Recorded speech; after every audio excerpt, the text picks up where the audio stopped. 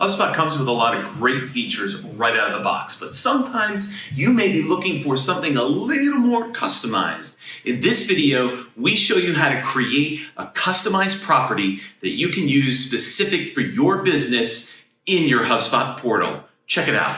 First thing you want to do is make sure that you are logged into your HubSpot portal. Go over to the settings menu and scroll down to properties.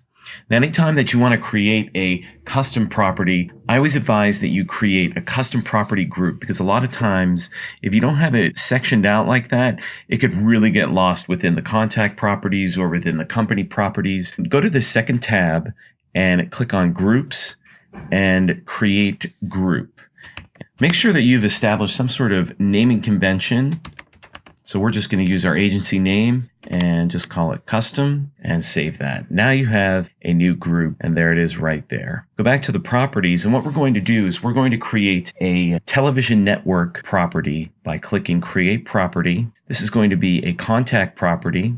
We're going to place this in the custom group that we just created. We're going to label this television network and then click next.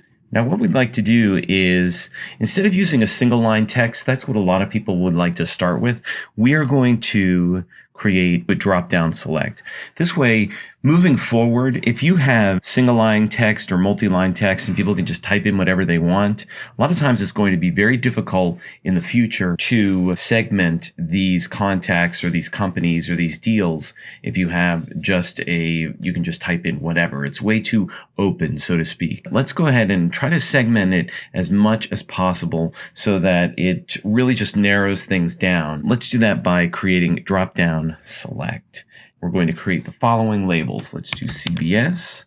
I'm going to add a new option, and we're going to add in NBC, and finally we will add in Fox and create those. And that's really it. Now that we have this custom property created, we can use it as a filter and filter for only the characters on the NBC hit show The Office. And there they are.